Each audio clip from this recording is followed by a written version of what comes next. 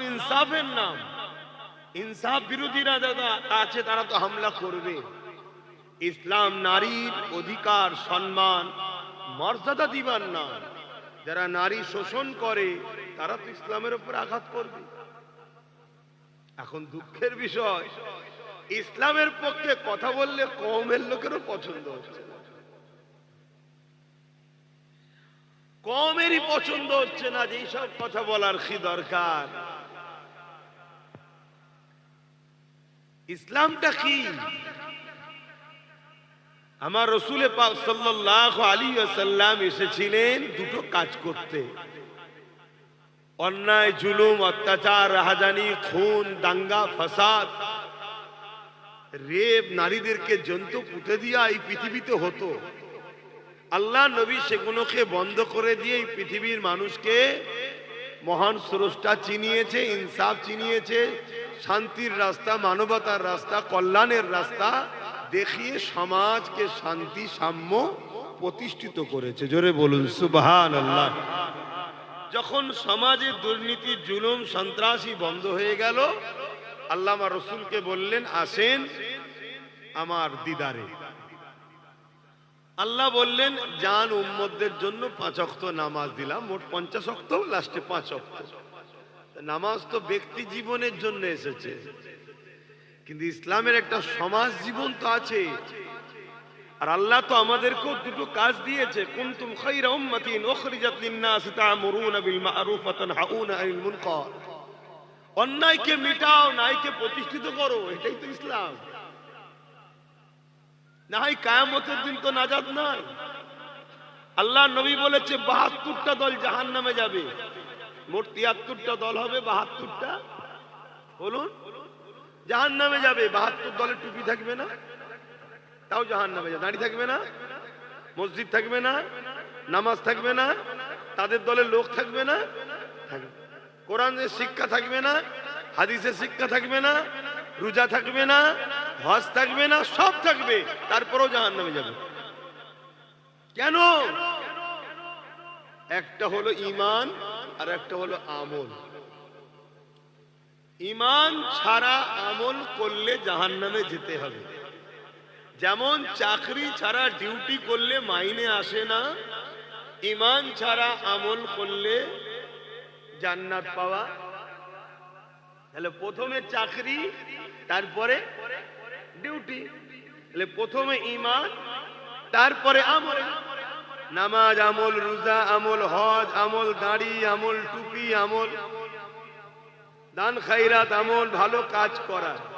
আর ঈমানটা কি? রাসূল পাক সাল্লাল্লাহু আলাইহি ওয়াসাল্লামকে মডেল বানিয়ে জানের থেকে বেশি ভালোবেসে আদবের সাথে মেনে নেওয়া, এটাই হলো ঈমান। জোরে বলুন সুবহানাল্লাহ। আমরা তো সবাই বলি রাসূলকে ভালোবাসি, প্রকৃত রাসূলের প্রেমিক কারা? আল্লাহ নবী যে বললেন, লা ইউমিনু আহাদুকুম হাত্তা আকুনা হাব্বা ইলাইহি মিন ওয়ালিদিহি ওয়া ওয়ালাদিহি ওয়ান নাস আজমাইন। দিনটা আমি রাসূল, আমার সবাই জানে, আমার নাম সবাই নেয়। কেন? আমার নাম যদি না নেয়, মুসলমানের কাছে তো কেউ আশ্রয় পাবে না। কিন্তু আমার নাম মুখে লিখছে না, দিলে লিখছে, দেখা দরকার আছে না নাই? দাদা হুজুরের নাম এই বাংলায় সবাই নেয়। কেন? এই বাংলায় যত হুজুরি আসুক, আব্বাস হুজুর হোক আর যে হুজুরি হোক, দাদা হুজুর ছাড়া এই বাংলায় ইসলামকে মানা যায় না। কেন? দাদা হুজুরের ওসিলায় এই বাংলায় ইসলাম এসেছে। তাহলে এই বাংলায় সব হুজুরই দাদা হুজুরের নাম নেবে, একজন দিলে এলায়, একজন মুখে এলায়। ঢুকতে গেলে তো নাম নিতে লাগবে নাকি? রাসূলুল্লাহর নাম তামাম পৃথিবীর মুসলমানের কাছে তো নিতে হবে। নবীর নাম না নিলে তো লোক জায়গা দেবে না। কিন্তু একটা মুখে লিয়া হয়, একটা দিলে লিয়া হয়। মুখে লিয়েছিল রাইসুল মুনাফিক আব্দুল্লাহ ইবনে উবাই, দিলে লিয়েছিল হযরতে সিদ্দিক আকবর রাদিয়াল্লাহু তাআলা আনহু। দুজনের মাথায় টুপি ছিল, দুজনেরই পাগড়ি ছিল, দুজনেরই দাড়ি ছিল, দুজনেরই টুপি ছিল। আমার শুনছেন? না ঝগড়া করছি? আমার তো নামই হয়ে গেছে, ঝগড়া করা হয়ে। লোক বিষয়টা এখনো বুঝছে না যে সারা জীবন যদি কেউ গুনাহ করে কবরে যায় আর ঈমানটা যদি নিয়ে যেতে পারে, সে মার খেয়ে একদিন না একদিন জান্নাতে যাবেই। জোরে বলুন সুবহানাল্লাহ। আর একটা লোক সারা জীবন ভালো কাজ করেছে, ঈমান নেই, ও জাহান্নামে ঢুকবে আর বেরোবে না। এই বিষয়টা লোক বুঝতে চাইছে না, এই বিষয়টা লোক বুঝতে চাইছে না। আমি সারা রাত ধরে দেগঙ্গার বাজারে দাঁড়িয়ে ট্রাফিকের কাজ করছি, ঠান্ডায়। ভালো কাজ তো নাকি, কোনো ঝোট ঝামেলা নেই, জঞ্জট হতে দিচ্ছি না। কি বারাসা চাপাডালি মোড়ে, কি হালাবারতলার মোড়ে সারা রাত ধরে ট্রাফিকের কাজ বছরকে বছর করলাম, কিন্তু আমার চাকরি নেই। মাইনে আসবে তো, তাহলে কাজ করে কি লাভ হলো? আমার বক্তব্যটা একটু বুঝুন। একদিকে আবু বকর সিদ্দিক, তিনারও দাড়ি, টুপি, নামাজ, রোজা, হজ, যাকাত, দান, খায়রাত, নবীর সাথে জিহাদে যাওয়া সব রয়েছে। অপরদিকে আব্দুল্লাহ ইবনে উবাই, তারও দাড়ি, টুপি, জুব্বা, পাগড়ি, হজ, নামাজ, রোজা সবই রয়েছে। নবী ইমামতিতে দাঁড়ায়, আবু বকরও নবীর পিছনে, আব্দুল্লাহ ইবনে উবাইও নবীর পিছনে। নবী হজে যাচ্ছে, আবু বকর সিদ্দিক যাচ্ছে, আব্দুল্লাহ ইবনে উবাইও সাথে যাচ্ছে। নবী জিহাদে গেছে, আবু বকর সিদ্দিকও গেছে, আব্দুল্লাহ ইবনে উবাইও গেছে। নবী রোজা রেখেছে, আবু বকর সিদ্দিক রেখেছে, আব্দুল্লাহ ইবনে উবাইও রেখেছে। নবী কোরআন তেলাওয়াত করছে, কালামুল্লাহ শোনাচ্ছে, আবু বকরও নবীর মজলিসে শুনে ওয়াজ শুনছে, আব্দুল্লাহ ইবনে উবাইয়েরও ওয়াজ শুনছে। পার্থক্য তো কিছু নেই, কিন্তু কোরআন ঘোষিত জাহান্নামী আব্দুল্লাহ ইবনে উবাই, আর আবু বকর সিদ্দিক দুনিয়া থেকেই জান্নাতের সার্টিফিকেট পেয়েছে। জোরে বলুন সুবহানাল্লাহ। কারণ কি? দুজন তো একই করছে। হযরত আবু বকর সিদ্দিককে জিজ্ঞাসা করা হয়েছে, ও হযরত আবু বকর সিদ্দিক, রহস্যটা কি, কারণটা কি?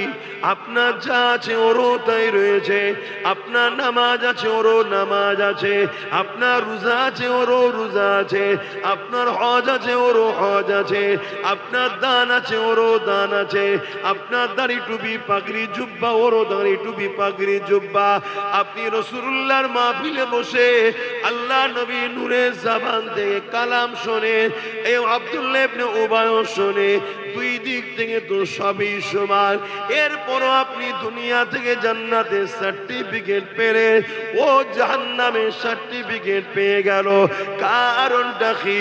আবু বকর সিদ্দিক বলল, দুনিয়ার ভালো কাজ যেগুলো আছে, ইসলামের কাজ, এটা ওর যা আছে আমারও তাই আছে, কিন্তু ওর মধ্যে নবীর প্রেম আদব নাই।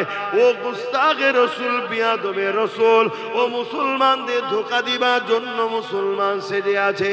ওর দিলের মধ্যে হুব্বে রসুল নাই, আদবে রসুল নাই, এই জন্য ও জাহান্নামী। আর আমি আবু বকর, আমার দিলেতে আল্লাহ রসুলের প্রেম আছে, এই জন্য আমি জান্নাতি। আরো জোরে বলুন সুবহান। এই কথাটা কেন শোনালাম? অল্প করুন, লোক দেখাবার দরকার নেই, কিন্তু ঈমানটা ঠিক রাখুন।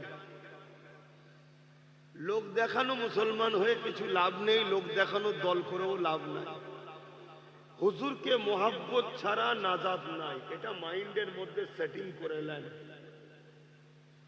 যারা আমার নবীর নয়, আমার আল্লাহ তাদের না। আর যারা আমার নবীর, সে যত বড়ই পাপের সাগরে ডুবে থাকুক, আমার আল্লাহ তাকে পাপের সাগর থেকে তুলে পবিত্র করে জান্নাতে যাবার উপযুক্ত বানিয়ে দুনিয়া থেকে তুলবে। জোরে বলুন সুবহানাল্লাহ। আর যারা আমার নবীর নয়, আল্লাহ আল্লাহ পাক কোরআন পাকের মধ্যে জানিয়ে দিয়েছে, কুল ইন কুনতুম তুহিব্বুনাল্লাহ ফাত্তাবিউনি ইউহিব্বুকুমুল্লাহ ওয়া ইয়াগফির লাকুম যুনুবাকুম আল্লাহু গফুরুর রহিম। বড় কাফলাম কুল মানা ফরমাইয়ে ইয়া রাসূলুল্লাহ হাবিবাল্লাহ, আপনি আমার হাবিব আমার রাসূল, আপনি বলুন ইন কুনতুম তুহিব্বুনাল্লাহ, যারা বলে আল্লাহকে ভালোবাসে এরা যদি সত্যবাদী হয়, ফাত্তাবিউনি, আগে যেন আপনাকে ইত্তেবা করে, আগে যেন আপনাকে অনুসরণ করে। এই ইত্তেবা তাফসীর খুলে দেখুন, এর মধ্যে রাসূলুল্লাহকে মুহাব্বত যদি না করা হয়, নবীকে প্রেম যদি না করা হয়, তাহলে তার ইত্তেবা কেমন করে হয়? এই ফাত্তাবিউনি के अंदर प्यार छुपा हुआ है, माना एक हुआ যারা আল্লাহকে ভালোবাসে বলে তারা আগে যেন আমার রাসূলুল্লাহকে ভালোবেসে অনুসরণ করে নেয়। যারা রাসূলুল্লাহকে ভালোবেসে ইত্তেবা অনুসরণ করবে, ইউহিব্বুকুমুল্লাহ, আমার আল্লাহ তাদেরকে ভালোবেসে নেবে।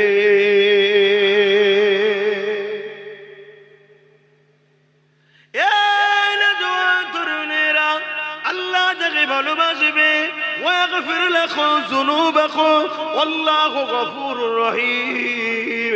তারা যে জুলুম অত্যাচার করেছে, নফসের উপরে অন্যায় কাজ করে ফেলেছে, পাপাচার করে ফেলেছে, আমার আল্লাহ তাদের অন্যায় পাপগুলোকে মাফ করে দেবে। তারা আল্লাহকে বড় দয়ালু মেহেরবান হিসাবে পাবে।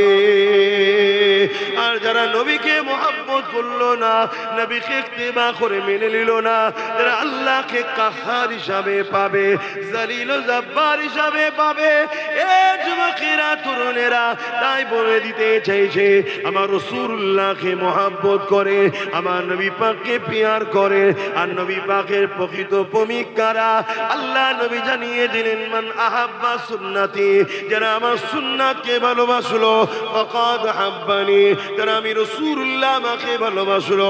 আরে নবীর প্রকৃত প্রেমিক তো তারা যারা মান আহাব্বা সুন্নতি, যারা নবীর সুন্নাতকে ভালোবাসে, তারা হলো রাসূলুল্লাহকে ভালোবাসলো। যারা রাসূলুল্লাহকে ভালোবাসলো, কানা মাই ফিল জান্নাহ, তারা রাসূলুল্লাহর সঙ্গে আল্লাহ পাকের জান্নাতি হয়ে যাবে।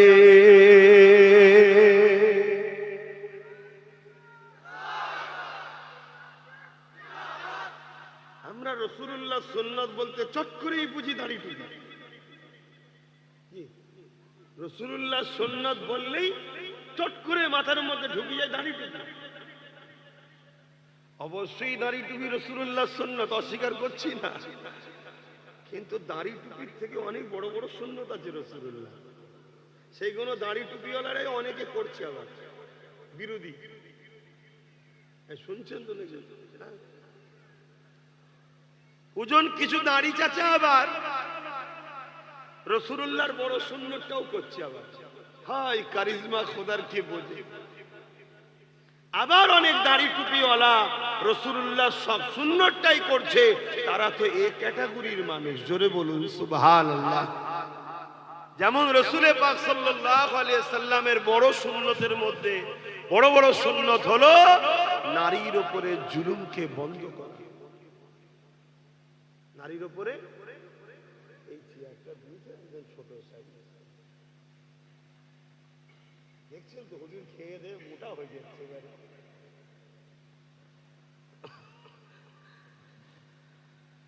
সব সময় পা ঝুলিয়ে বসে থাকি, গাড়িতেও পা ঝুলিয়ে, এখানেও পা ঝুলিয়ে। একটু অল্টারনেট করলে একটু আরাম হয়। আরামের আশা তো সবাই করে নাকি?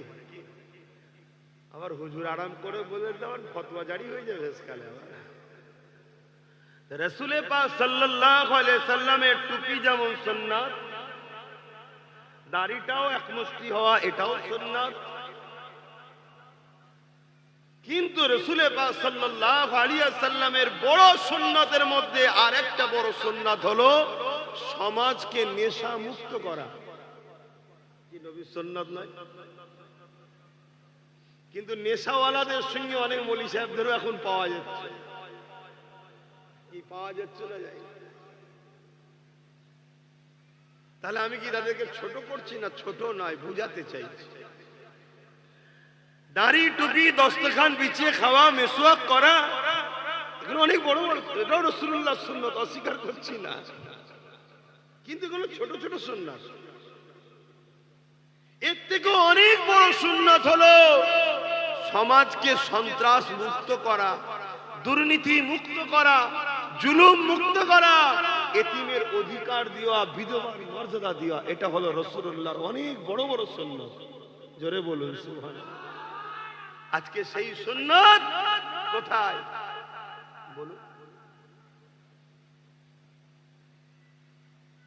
আর এই সুন্নতের পক্ষে যখন হজ করব তখনই সমস্যা হচ্ছে। সব কথা বলার কি দরকার? দাড়ি টুপির কথা বললো হুজুর, মানুষ দাড়িওয়ালা হুজুর, টুপিওয়ালা হুজুর টুপির কথা বললো, শুধু টুপি পরিয়ে দিয়ে যাও, খুব খুশি। তাহলে হাই রে হাই রে হাই রে হাই রে, এখানে যতজন টুপি পরে নেই একটা কেউ বলতে পারবে না এরা বেঈমান কাফের হয়ে গেছে। কেউ বলতে পারবে? কিন্তু আল্লাহ বলছেন হাবিব, তাদেরকে কি আপনারা দেখেছেন যারা জাহান্নামের অধিবাসী হবে? কারা? যারা এতিমের মালকে ভক্ষণ করে, এতিমের মালকে ঝেড়ে খায়। আজকে এই সমাজে এতিমের উপরে জুলুম হয় না? হয় না? অথচ আল্লাহ নবী বললেন, কে এতিমের মাথায় যদি হাত বুলিয়ে দেয় সে আমি রাসূলুল্লাহ আমার নূরের মাথায় হাত বুলিয়ে দিল। আল্লাহ নবী জানালেন, কে এতিমে পরনা যদি কাপড় দেয় সে যেন আমি রাসূলুল্লাহ আমাকে কাপড় দিল। আল্লাহ নবী আরো জানায়, কে এতিমকে যদি খানা খাওয়ায় আমি রাসূলুল্লাহকে সে যেন খানা খাওয়ালো।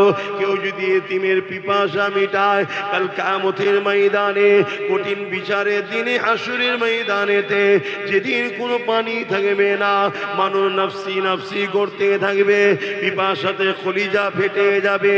কৌসারের মালিক আল্লাহ আমাকে দিয়েছে, ওই দিনে যে জমিনের উপরে এতিমের পিপাসা মিটাবে আমি রাসূলুল্লাহ কিয়ামতের দিনে তাদের পিপাসা মিটাবো কৌসার পান করিয়ে। বলেন, এই সমাজে এতিমের কোনো সম্মান আছে? এটা কি রাসূলুল্লাহর সুন্নাত নয়? এতিমকে ভালোবাসা, এতিমের হয়ে লড়াই করা, কথা বলা করছে।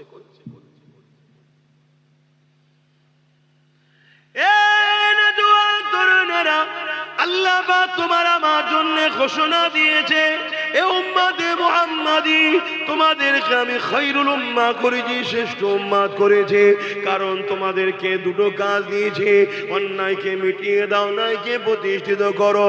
যত নবী রাসূল এসেছে প্রতিটা নবী রাসূল অন্যায়ের বিরুদ্ধে লড়াই করেছে। এই লড়াই করতে গিয়ে কখনো ফেরাউনের বিরুদ্ধে লড়াই হয়েছে, কখনো নমরুদের বিরুদ্ধে লড়াই হয়েছে। এইভাবে যুগে যুগে যুগে জালিম অত্যাচারী শাসকদের বিরুদ্ধে নবীরা লড়েছে। এই নবীদের লড়াইটাকে আমাদের সামনে আল্লাহ ইতিহাস যাবে রেখেছে।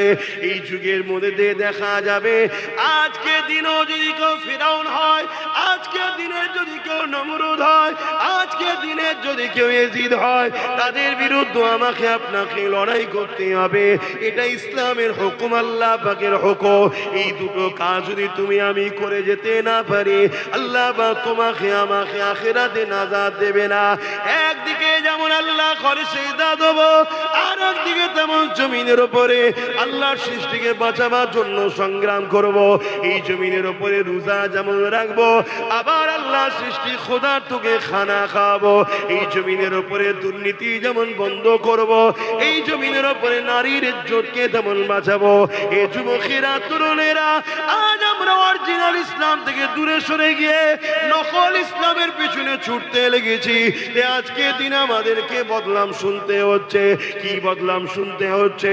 আল্লাহ নবী, নূহ নবী, দয়া নবী, যে নবী আমার তাওহীদের পরে, কলেমার পরে নবী আমার যে কাজটা সর্বপ্রথম করেছিল, ওই কাজ হলো, এ মক্কার মানুষেরা নারীগুলোর উপরে জুলুম বন্ধ করে দাও, নারীগুলোকে জ্যান্ত জ্যান্ত পুঁতে দিও না, নারীগুলোকে বাঁচার অধিকার দাও।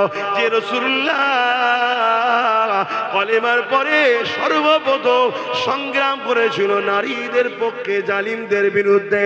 আজকে সেই নবীর ইসলামকে শুনতে হচ্ছে ইসলাম নাকি নারীদেরকে অসম্মান করে, নারীদেরকে অপমান করে, এবং নারীদের রেপ করাটা ইসলামে নাকি খারাপ কাজ নয়।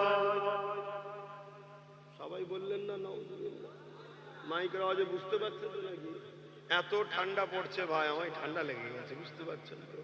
কিছু করার নেই, গায়ে দিয়ে ওয়াজ করা যাচ্ছে না, আর খুলে ফেললেই হাওয়া লাগছে।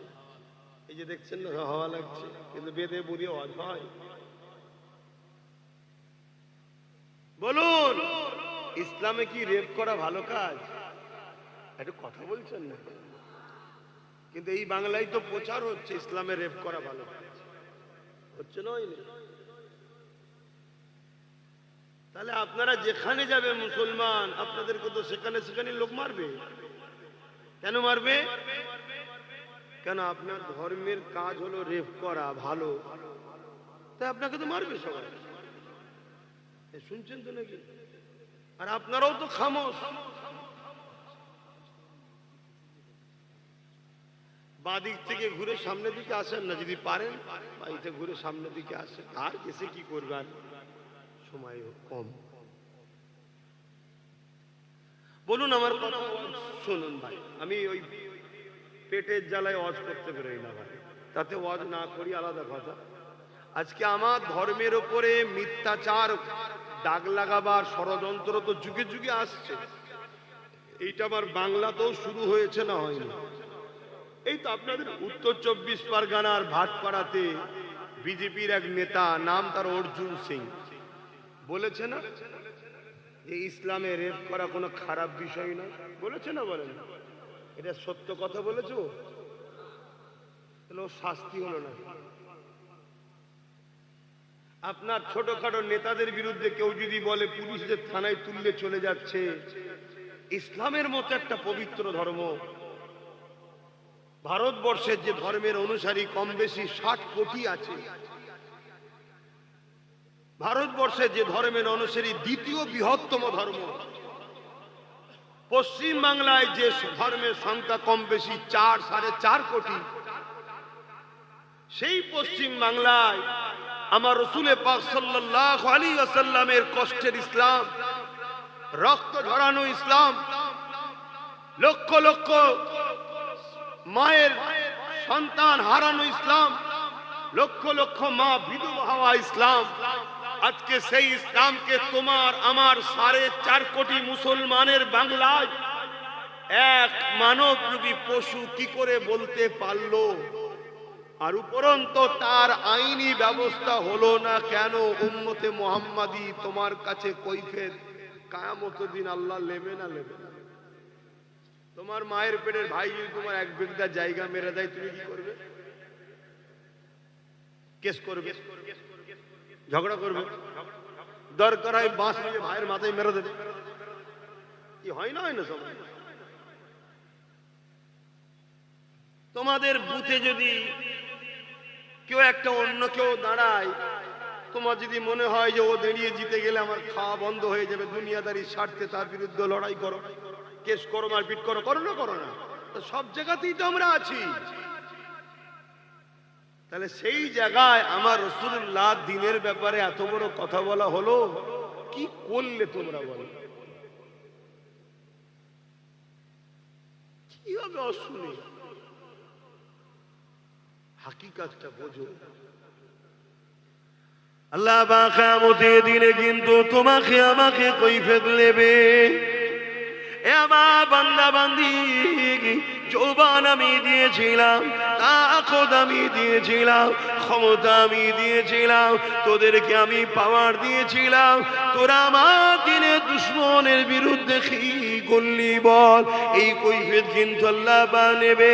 অথচ ইসলাম রেপিসদের বিরুদ্ধে কি আইন করেছে একটু জেনে রাখা দরকার। জানেন? তারপরও বলে দিচ্ছি, আল্লাহ নবী জানিয়ে দিলেন ইসলামের আইন হলো কেউ যদি রেপ করে তাকে গলা পর্যন্ত পুঁতে দিয়ে পাথর মেরে মেরে মেরে তাকে মেরে ফেলো। কেননা ইসলাম মায়ের জাতকে এত সম্মান দিয়েছে, কোন পুরুষ যদি নারী মায়ের জাতের সম্মান করতে পারে না, তাকে যদি রেপ করে, আল্লাহ পাক ইসলাম বলছে ওই পুরুষটা দুপায়ে পশুতে পরিণত হয়ে গেছে, ওর আর বাঁচার অধিকার নাই, ওকে পাথর মেরে মেরে মেরে ফেলো।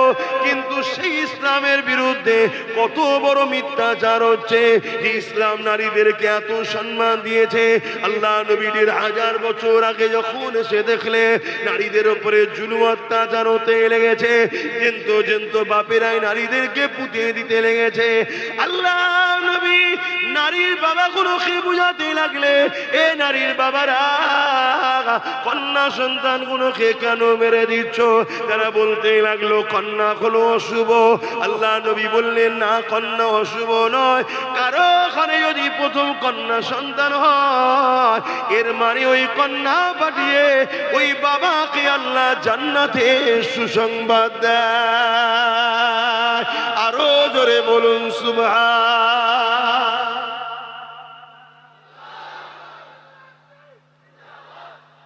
নারী কি অশুভ? নারী তো জান্নাতের মেসেজ। একটা একটা নারী, ইসলাম বলছে একটা একটা জান্নাত। জোরে বলুন সুবহানাল্লাহ। আমি একটা পুরুষ, গর্ব করে বলছি, প্রত্যেকটা পুরুষের জান্নাত নারীর পায়ের তলায়। সেই নারীটা হলো ওই পুরুষের মা। আমার মা সে নারী তো নাকি? আপনাদের মা নারী তো নাকি? তো প্রত্যেকটা পুরুষ তার মা তার জান্নাত। আল জান্নাতু তাহতা আকদামুল উম্মাহাত। সেই মায়ের পায়ের তলায় প্রত্যেকটা পুরুষের জান্নাত। যে নারীর জাত, ইসলাম নারীকে এত সম্মান দিয়েছে, আজকে সেই ইসলামের নামে কত বড় মিথ্যাচার করার পরও এরা সমাজে এখনো আইনের কারাগারে ঢোকে না। কারণ দোষী কারা?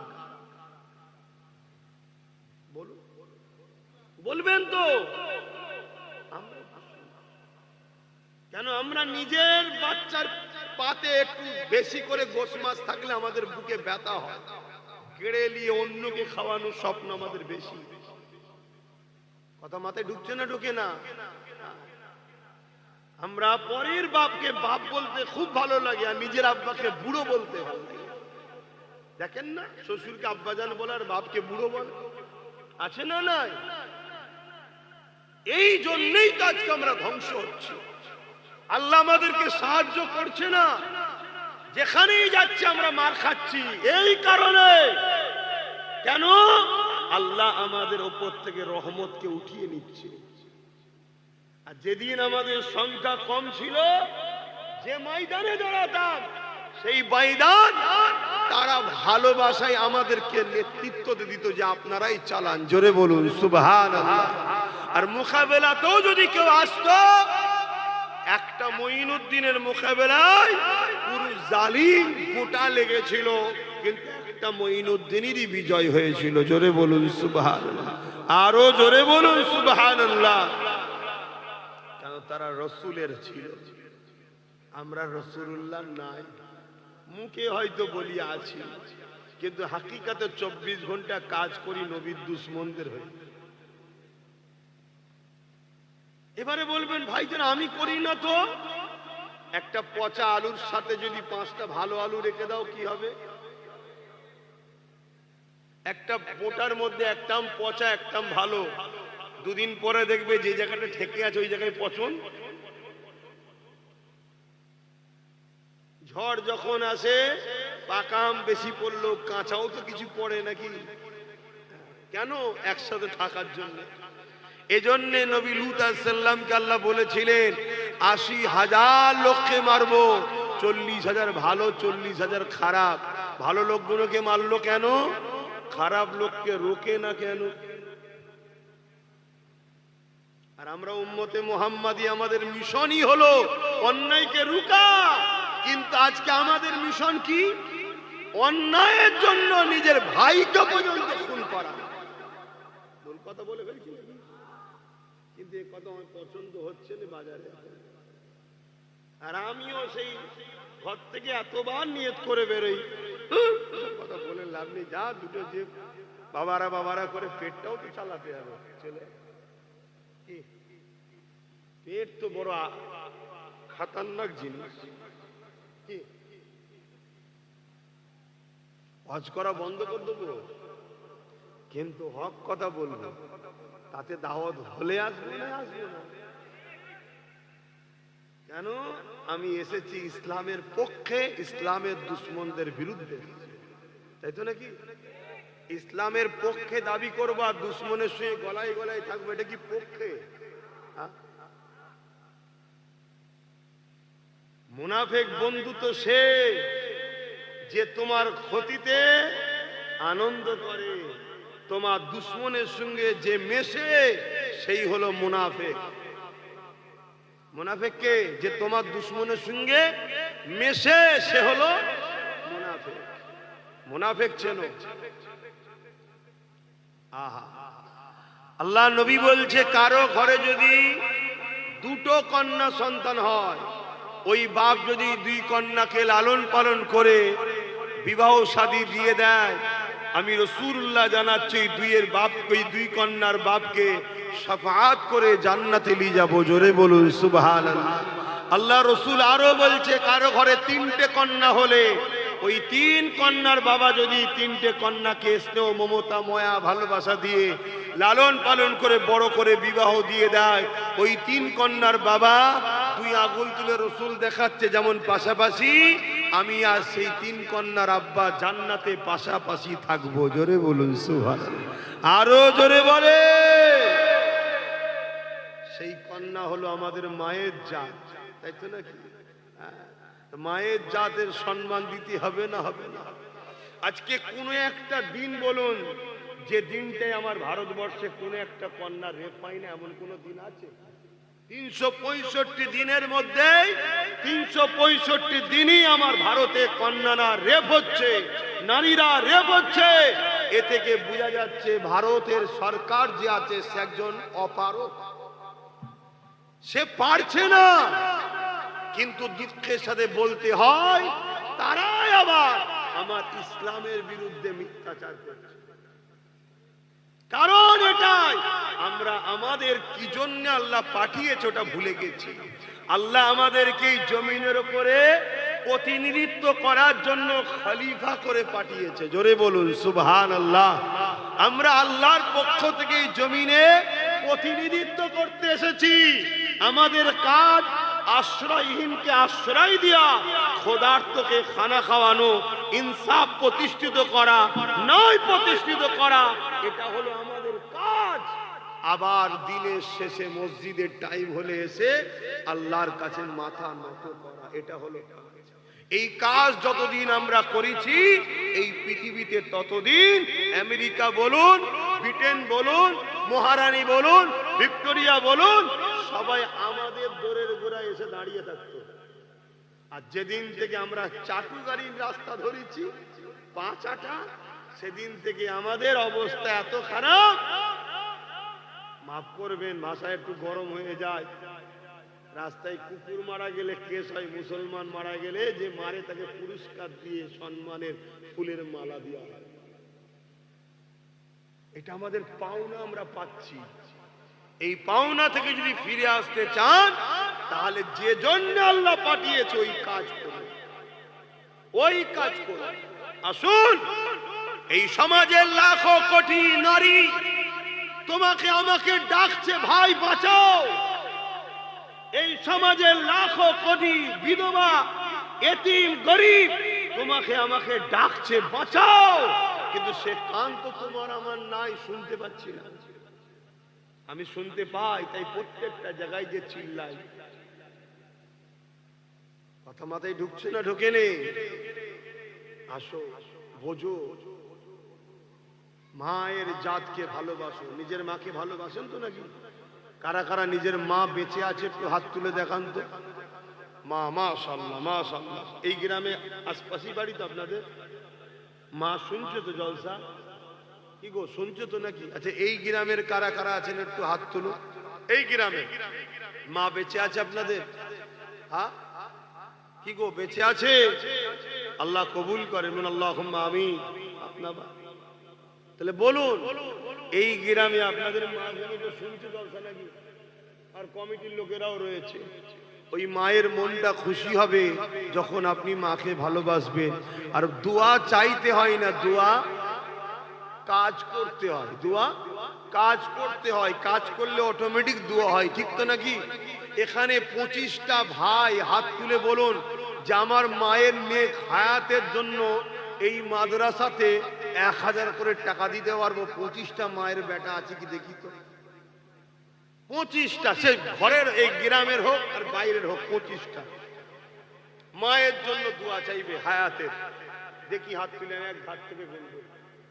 1টা 2টো 3টে 4টে 5টা 6টা 7টা 8টা 9টা 10টা 11টা 12টা 13টা 14 15 16 17 18 19 20 21 22 23 24 25 26 27 28 29 30 31 32 33 34 35 36 37 38 39 40 41 42 43 44 45 46 47 48 49 50 51 52 মারহাবা। হাত নাবা। 53 যান, আপনারা ভেতরে যে কাজ করেন আমি হজ করি না। আমাকে বললো একটু মাদ্রাসার ছাত্রটা দেবে বলে। আপনার মায়ের জন্য দিচ্ছেন তো? মাদ্রাসায় দিচ্ছেন মায়ের দোয়া পাওয়ার জন্য তো? এই বুঝতে পারছেন না? এটা মায়ের পক্ষ থেকে দিচ্ছেন তো দোয়া, যে আল্লাহ আমার মায়ের জন্য খায়াত দারাজ করুন। নবীর ঘরে দিলে দোয়া কবুল হবে না? ছেলেরা যাচ্ছে 25টা, এই কি বলে 53 জনের হাত উঠেছে, নাম লিখে দেন। বুঝছেন না? বোঝেন না? একটু হজ করি নাকি? দরুদ শরীফ আল্লাহুম্মা সাল্লি আলা।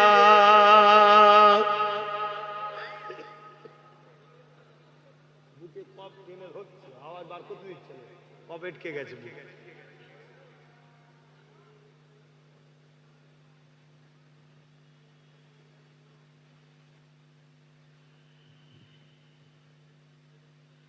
যাদের হৃদয়ে আছে আল্লাহর ভয়, তারা কখনো নবী ভুলে যায় না। আল্লাহর প্রেম ছাড়া এই দুনিয়া কারো কাছে কোনো কিছু চাই না। যাদের হৃদয়ে আছে আল্লাহর ভয়, তারা কখনো নবী ভুলে যায় না। আল্লাহর প্রেম ছাড়া এই দুনিয়া কারো কাছে কোনো কিছু চাই না। রাতের আঁধারি যার সিজদাতে রয়, দু চোখের আশোতে নদী যেন বয়। রাতের আঁধারি যার সিজদাতে রয়, দু চোখের আশোতে নদী যেন বয়। ছলনার হাতছানি যত আসো, ছলনার হাতছানি যত আসো, পিছনে ফিরো তাকায় না। যাদের হৃদয়ে আছে আল্লাহর ভয়, তারা কখনো নবী ভুলে যায় না। আল্লাহ প্রেম ছাড়া এই দুনিয়া কারো কাছে কোনো কিছু চাই না। দিন কায়েমের পথে যারা অবিচল, তারা হলো আল্লাহর প্রিয়জন। দিন কায়েমের পথে যারা অবিচল, তারা হলো আল্লাহর প্রিয়জন। বাতিলের কাছে যারা হার মানে না, বাতিলের কাছে যারা হার মানে না, সংগ্রাম করে যায় অমরণ। যাদের হৃদয়ে আছে আল্লাহর ভয়, তারা কবু নবী ভুলে যায় না। আল্লাহুম্মা সাল্লি আলা।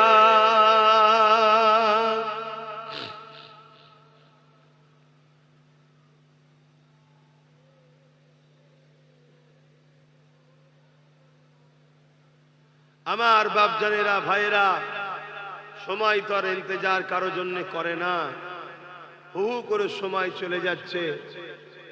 এই জায়গায় দাঁড়িয়ে থেকে সংক্ষেপ সময়ে আপনাদের কাছে বিষয় একটাই বুঝাতে চাইছি, আল্লাহ যে জন্য পাঠিয়েছে সে কাজ করুন।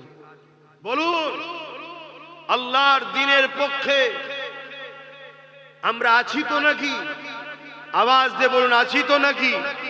আল্লাহ দ্বীন বলছে ন্যায়ের পক্ষে, সত্যের পক্ষে, ইনসাফের পক্ষে এবং মানবতার পক্ষে, গরিবের পক্ষে, দুঃখীর পক্ষে, অসহায়ের পক্ষে দাঁড়াও এবং জুলুমের বিরুদ্ধে লড়াই করো। কারা জালিমের বিরুদ্ধে লড়াই করতে রাজি আছেন? হাত তুলে সাক্ষী দেন। জুলুমের বিরুদ্ধে লড়তে রাজি? হাত তুলে আওয়াজ দিয়ে জবানে বলুন, লড়তে রাজি। আল্লাহ কবুল করেন আমাদেরকে, বলুন আল্লাহুম্মা আমিন। তো ভাইয়েরা আমার, এই দুনিয়া আমাদের জন্য চিরস্থায়ী নয়। আজ আছি, কাল নাই। যখন আল্লাহর ডাক আসবে সঙ্গে সঙ্গে আমাদেরকে চলে যেতে হবে। কে কখন যাবে কোনো ঠিক নাই। কথা বুঝে আসছে? তো সেই জায়গায় আপনাদের কাছে কি আজ করব বলুন না? এদিকে নামাজের দিকে হু করে সময় চলে যাচ্ছে, আর মাগরিবের রক্ত। যা এতটুকু বলে যাচ্ছি, আজ দুনিয়া জুড়ে আমার রসুলের ইসলামকে মিটাবার চেষ্টা চলছে। বলুন, জান দিয়ে রসুলের ইসলামকে সাহাবারা রক্ষা করেছে না করেনি? বলুন বলুন, করেছে না করেনি? আল্লাহ আমাদেরকে যদি কখনো পরীক্ষা নেয়, আমাদের জানের বিনিময়ে ইসলামকে রক্ষা করার জন্য, আমরা কি ইসলামের জন্য জান দিতে পারবো? হাত তুলে বলুন, পারবেন? নারে তাকবীর! আরে জবান খুলে নারে দিবেন। দ্বীন ইসলাম, দ্বীন ইসলাম, কুরআন ও সুন্নাহ, কুরআন ও সুন্নাহ, নারে দিবেন। এটা কতটা সত্য না মিথ্যা একটু পরীক্ষার দরকার আছে না নাই? জোরে বলুন, পরীক্ষার দরকার। আরে রিসেন্ট আরেকজন আবার বেরিয়েছে, বিজেপির নেতা ও শয়তান, আবার বলছে কোরআনে নাকি সূরা তওবার 5 নম্বর আয়াতে নাকি মুশরিকদের ঘরে, কাফেরদের ঘরে যেখানে পাবে ধরে ধরে ধরে ধরে মেরে ফেলে। শুনছেন তো নাকি? এটা কোরআনের নামে একটা মিথ্যাচার। কোরআনের নামে একটা, জোরে বলুন, মিথ্যাচার। এই জালিমের বিরুদ্ধে এত মামলা হলো, এই জালিমকে কি বন্দী করা হয়েছে? কেন বন্দী হচ্ছে না? বলবেন তো কেসও হচ্ছে, তারপরও বন্দী হচ্ছে না কেন? এক কথা বলছে না, সরকার চাইছে না। কেন? এরা সব ভাই বোন মিলে কাজ করছে। এরা উভয়ই নাগপুরের আরএসএস এর লোক। কথা বুঝে আসছে? আমরা বিজেপিকে ভয় করছি, কিন্তু বিজেপি মূলত চলছে আরএসএস এর ইশারায়। আমাদের খেয়ালই নাই আরএসএসেরই আরেকটা মমতা ব্যানার্জি, তাকে আমরা সাপোর্ট করে বেড়াচ্ছি, আমাদের হুঁশি নাই। কেন? ইনি মিষ্টি কথা বলে আমাদের কাছে এসেছে। তার নমুনা আজকে দেখুন না, নিউ টাউনে মুসলমানদের মসজিদের ব্যক্তিগত জায়গায় মসজিদ করতে দিচ্ছে না, অথচ সরকার জনগণের ট্যাক্সের টাকা, মুসলমান, হিন্দু, দলিত, আদিবাসী সবার ট্যাক্সের টাকায় সবার সেবার জায়গায় আজকে জোর করে সেখানে দুর্গাঙ্গন হয়ে যাচ্ছে। কথা মাথায় ঢুকছে? দেশটাকে সেকুলার কান্ট্রি থেকে হিন্দুত্ববাদীর দিকে যে নিয়ে যাবার প্ল্যান, সেই প্ল্যান দুজনাই করছে। তো যাই হোক ভাই, তাহলে এই জায়গায় তাহলে দোষ আমরা করেছি না করিনি? জোরে বলুন। তাহলে আজ ইসলামকে মিটাবার চক্রান্ত কেন্দ্র সরকার করছে না করে না? বলুন বলুন। সেই চক্রান্তের একটা চক্রান্ত কি, ওয়াকাফ কালা কানুন তৈরি করে ওয়াকাফকে মিটাতে চাইছে। ওয়াকাফ বলতে কি, আল্লাহর রাস্তায় দান করা সম্পদ, যে সম্পদের উপরে মসজিদ, মাদ্রাসা, কবরস্থান, ঈদগাহ, খানকা আছে। কি হজ করবো, সময় তো নেই। বলেন আমার মসজিদ মিটে যাবে, আমরা কি চাইছি? আওয়াজ দিয়ে বলেন হ্যাঁ কি না। আমরা কি চাইছি কবরস্থানগুলোর উপরে বোলডোজার চলে ওখানে মদের দোকান হোক চাইছি? আমরা কি চাইছি মাদ্রাসা কোনো ভেঙে যাক? আমরা কি চাইছি দিনের পেহচান ঈদগাহ কোনো কেউ মুছে দেওয়া হোক? কিন্তু চাইছেন না যখন, তাহলে রাজ শক্তি যখন আমার ধর্মের বিরুদ্ধে লেগেছে, মসজিদ, মাদ্রাসা, কবরস্থান, ঈদগাহ, খানকাকে মিটাতে চাইছে, তাদের বিরুদ্ধে আমরা লড়াই সাধারণ পাবলিক করবেন কিভাবে বলুন? কারো হাতে AK-47 থাকলে তার হাতে তো আর খালি হাতে লড়াই করা যায় না, ঠিক না? কারো হাতে রাজ পাওয়ার থাকলে তার বিরুদ্ধে সাধারণ পাবলিক তো লড়ে কিছু করতে পারবেন না, কেস দিয়ে জেলে ভরে দেবে। তাহলে করবেনটা কি? এজন্য আমি অনেক আগে থেকে বলে আসছিলাম, চেয়ারের পায়া তৈরি করো। আমি এমনি বলিনি, কিন্তু লোক আমাকে গালি দিয়েছে, খারাপ মন্তব্য করেছে। আজকে আমি সংক্ষেপে জানতে চাইছি, মুসলিম শরীফের হাদিস, আল্লাহ রসুল বলছেন, কেউ যদি অন্যায় দেখে হাত দিয়ে রুখে দাও। যদি হাত দিয়ে রুখতে না পারো, মুখ দিয়ে প্রতিবাদ করো। মুখ যদি প্রতিবাদ করতে না পারো, অন্তর থেকে ঘৃণা করে দূরে সরে যাও। তা না করে কেউ যদি অন্যায়কে সাথ দেয়, তার মধ্যে ঈমান থাকবে না। অর্থাৎ অন্যায় দেখলে তিনটে নমুনা যদি থাকে, তার মধ্যে ঈমান আছে। নাম্বার 1, হাত দিয়ে রুখতে হবে। যদি হাত দিয়ে রুখতে না পারো, মুখ দিয়ে প্রতিবাদ করতে হবে। যদি মুখ দিয়ে প্রতিবাদ করতে না পারো, অন্তর থেকে ঘৃণা করে দূরে সরে যাও। তাও যদি করতে না পারো, তা না করে যদি তাকে সাথ দাও, ঈমান থাকবে। আমার কথা বুঝছেন তো নাকি?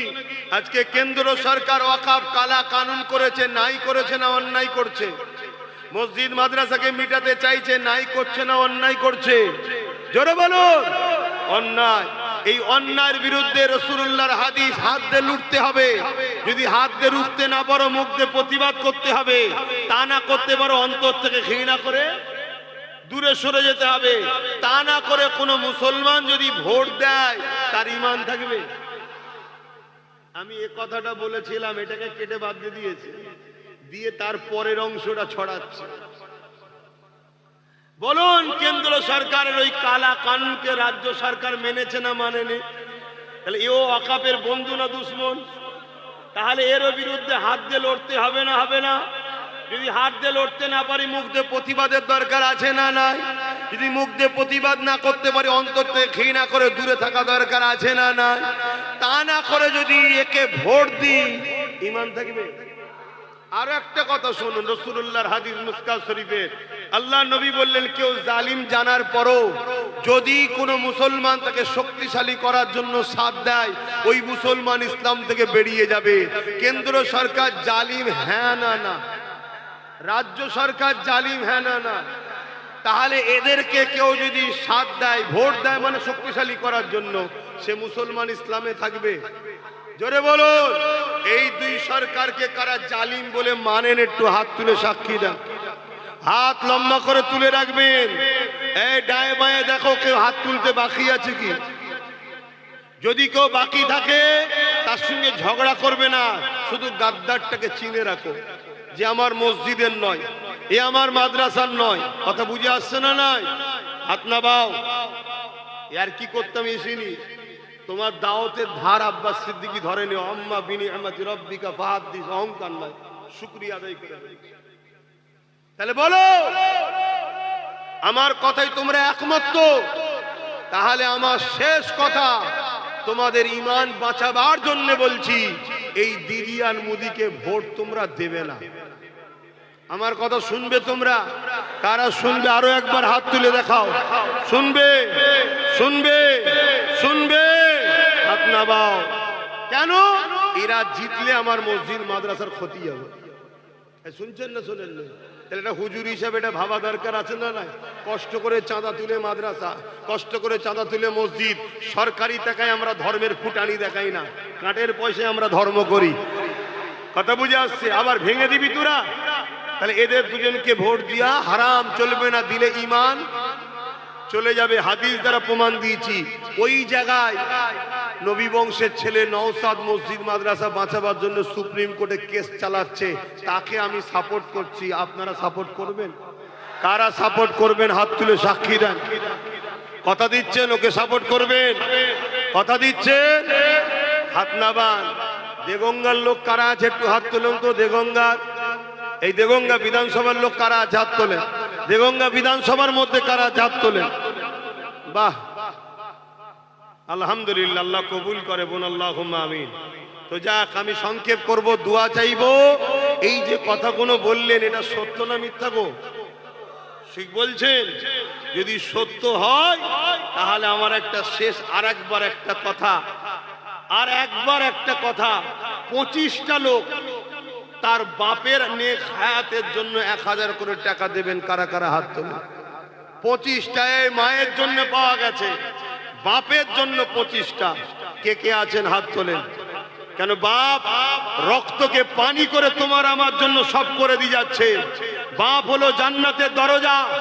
আর বাপ একমাত্র ব্যক্তি যে নিঃস্বার্থে তার থেকেও ছেলের বড় কামনা করে।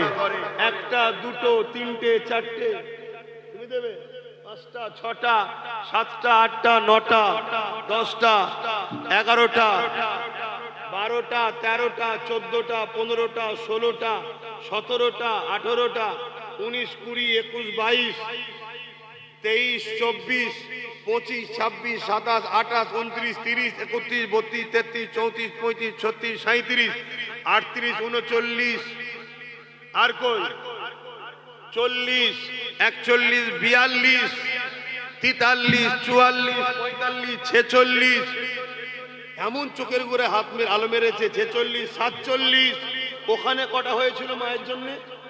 53টা না? 47 হয়েছে। 47, এই জুতো পুরো পড়লো কেন? আচ্ছা চলে আসো, হ্যাঁ চলে আসো।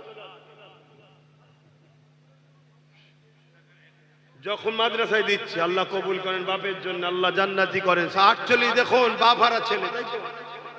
আমি কার দায়িত্বে আছে জানি না। যদি চান আমার নলেজ সিটিতে যখন 4th ক্লাসে পড়বে, 4th থেকে আমার নলেজ সিটি আছে, আমার দায়িত্বে দেন। থাকা, খাওয়া, পড়াশোনা, পড়ানো সব দায়িত্ব আমার।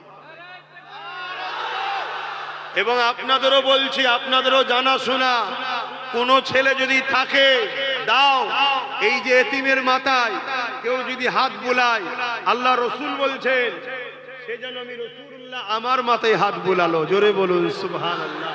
তাহলে এতিমকে কেউ যদি ভালোবাসে, এতিমকে কেউ যদি ভালোবাসে, সে আমি রসুল আমাকে ভালোবাসলো। জোরে বলুন সুবহানাল্লাহ। তাই আমার নলেজ সিটিতে ঘোষণা দিচ্ছি, আপনারা 4 থেকে 8 ক্লাস চালু হয়েছে, এর পরের বছর আবার 9 চালু হবে, তারপরে বছর মাধ্যমিক, তারপরে এক এক বছর এক একটা ক্লাস বাড়বে। এবং 2027-এ ইংলিশ মিডিয়াম স্কুল ও গার্লস স্কুল চালু করব। ওখানে মাদ্রাসা শিক্ষা নয়, মাদ্রাসা আমি 50টা চালাই। ওখানে আমি ডাক্তার বানাবো, উকিল বানাবো, জজ বানাবো। এই ছেলেটার পিছনে যদি সাথ দিয়ে একে যদি ডাক্তার বানাতে পারি, তাহলে একদিন যদি আমি একে ফোন করি যে দুজনকে পাঠাচ্ছি, করছি, একটু দেখে দিস, তুই দেখবে না দেখবে না? এরকম যদি আমরা গরিবের ছেলে, এতিমের ছেলে হাজার হাজার মানুষ করতে পারি, তাহলে একদিন তারা আমাদের হয়ে লড়বে না লড়বে না? ভাবো। এই জন্য আমি নলেজ সিটি করছি। তো যাক, এই বাচ্চা কার আন্ডারে আছে আমি জানি না, এখন কে দেখে। আল্লাহ নেক হায়াত দারাজ করুক, নসিব বড় করুক, কিসমত বড় করুক।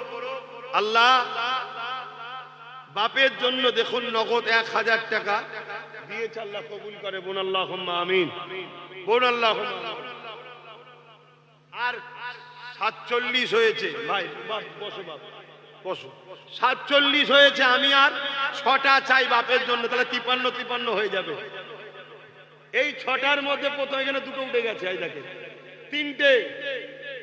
ডান দিকার ঘুরতে হবে না মনে হচ্ছে। 4টে, 5টা, 6টা, 7টা হয়ে গেছে। আর দিস নি বাবা, হাত দিসনি বাবা, তাহলে আবার আবার মায়ের জন্য আবার বাড়াতে হবে, নামগুলো যে লিখতে হবে বা ও ভাই সময় নেই, যার নাম যে লিখতে হবে। যারা দিবান নিয়েতেই তো করেছেন নাকি, কি গো ভাই, নামগুলো লিখিয়ে দেন। আসুন একটু সালাত ও সালাম দিয়ে লি। ইয়া নবী